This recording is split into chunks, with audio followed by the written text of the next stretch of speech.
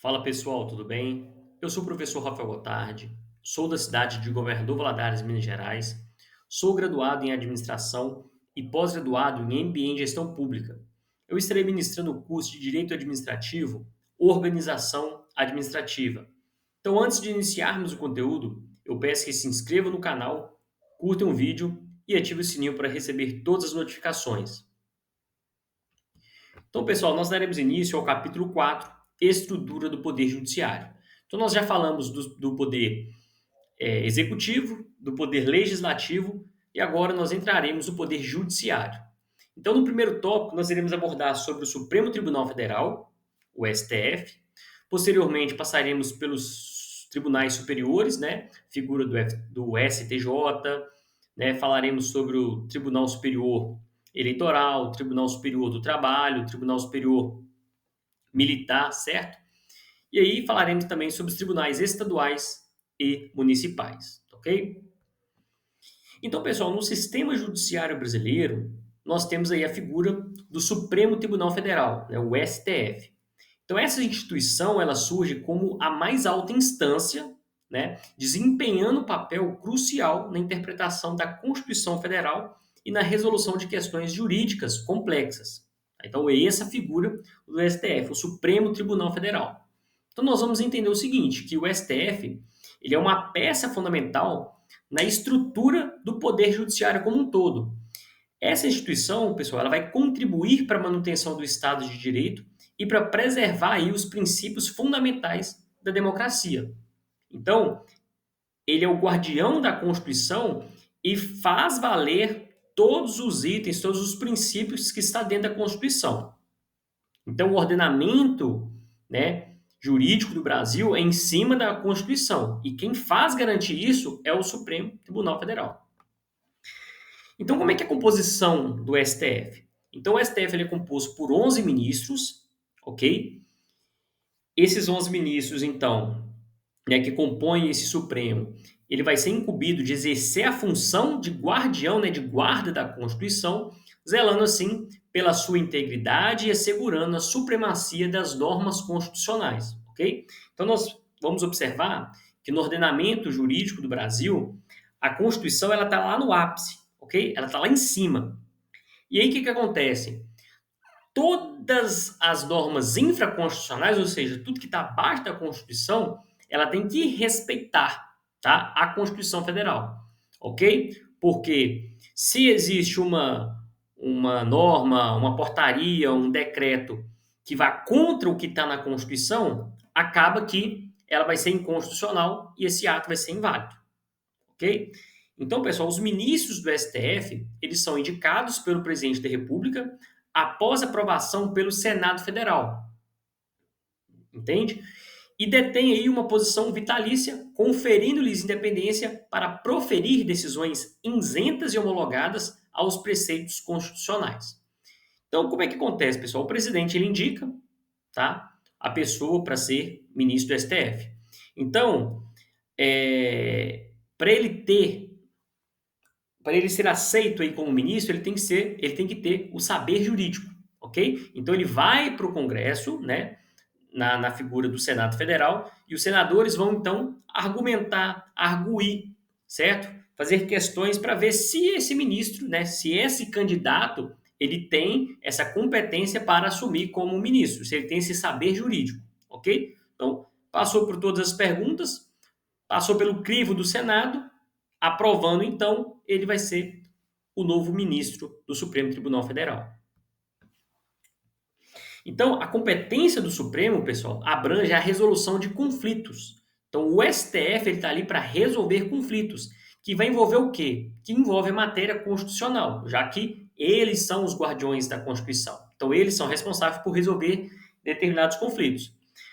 Por exemplo, por meio das ações diretas de inconstitucionalidade, por meio dos mandatos de segurança contra atos de autoridades com prerrogativa de foro e também por meio dos julgamentos de casos criminais envolvendo autoridades com foro privilegiado. Então, isso é a função, é a competência do Supremo.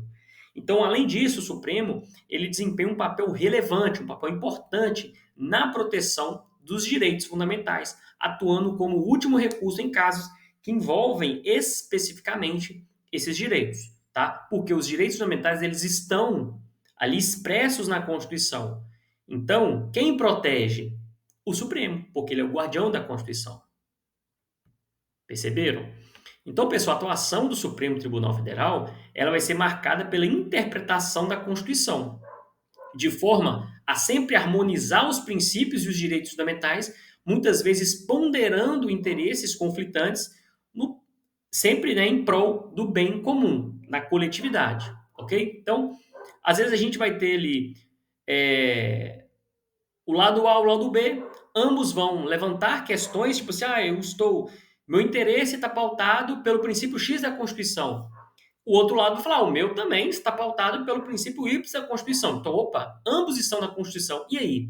Então, o Supremo ele vai interpretar isso e vai ver em qual caso o princípio vai tender o benefício da coletividade, da maioria. E aí, nessa discussão, né, nesse conflito, o STF ele leva aí a questão da coletividade, ok?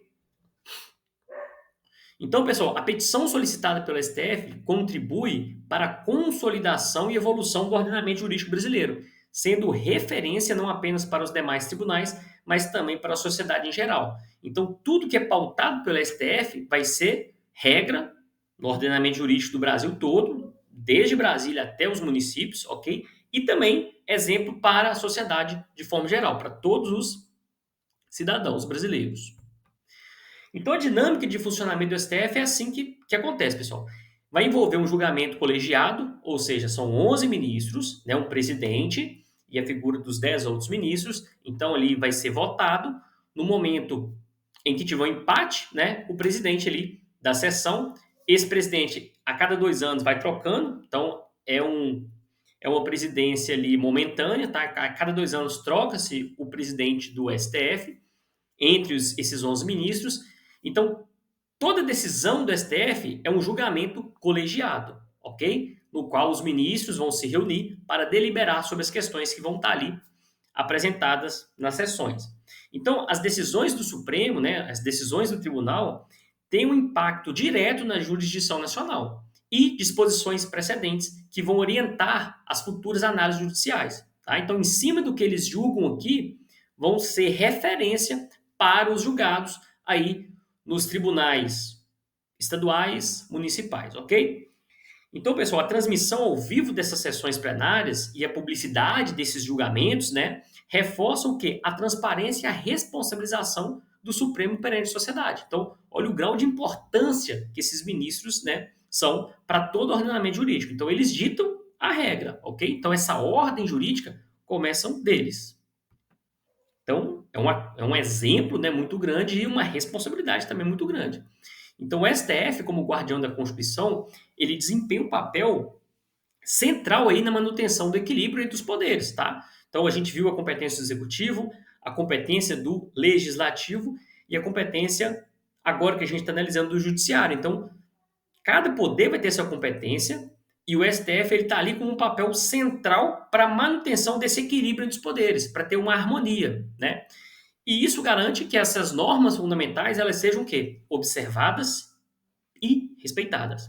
Então, a sua atuação ela contribui para a estabilidade institucional e para a proteção dos direitos individuais, consolidando-se como um pilar essencial na estrutura do poder judiciário brasileiro.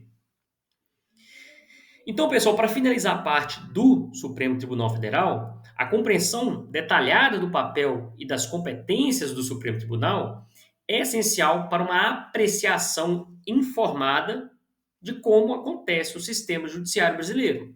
Então, esse capítulo, ao abordar o STF em profundidade, ele busca fornecer uma visão abrangente sobre a complexa teia jurídica que compõe a estrutura do poder judiciário do Brasil, certo? Então, finalizando esse item 4.1, daremos início agora à questão dos tribunais superiores, ok? Então, além do STF, o sistema judiciário brasileiro ele vai ser enriquecido pela presença de outros tribunais superiores. Vamos observar o seguinte, que cada um vai desempenhar funções específicas e vai contribuir para a complexa rede de instâncias judiciais. Então, por que existem vários tipos de tribunais superiores? Porque a gente vai ver que cada um vai ter a sua especificidade, ele vai ser específico em um ponto, tá? Então, isso é mais fácil para a gente poder discutir os itens, quando a gente separa, né, por temas. Então, pessoal, esses tribunais vão ocupar aí lugares estratégicos na gestão do Poder Judiciário, oferecendo uma especialização em áreas particulares do direito e atuando como guardiões de normas e princípios específicos, tá? Então, o que acontece? Por que é interessante a gente perceber e haver essa diferenciação nos tribunais? Justamente para isso. Quando a gente separa, a gente consegue o quê? Separar os temas e poder discutir de forma mais concisa, de forma mais específica. Então, vamos observar como é que acontece essa divisão dos tribunais superiores. Então, a gente tem a figura do STJ, que é o Superior Tribunal de Justiça. Né? Então, esse Superior Tribunal de Justiça vai ser um dos tribunais superiores com atribuições de destaque.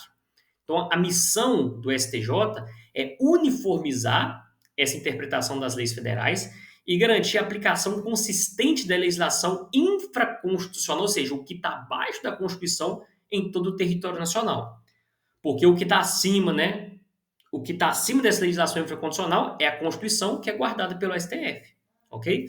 Então, como é que é composto o STJ? Ela vai ser composta por ministros escolhidos a partir de critérios específicos, por exemplo, como o notório saber jurídico e a consultoria ilibada, né?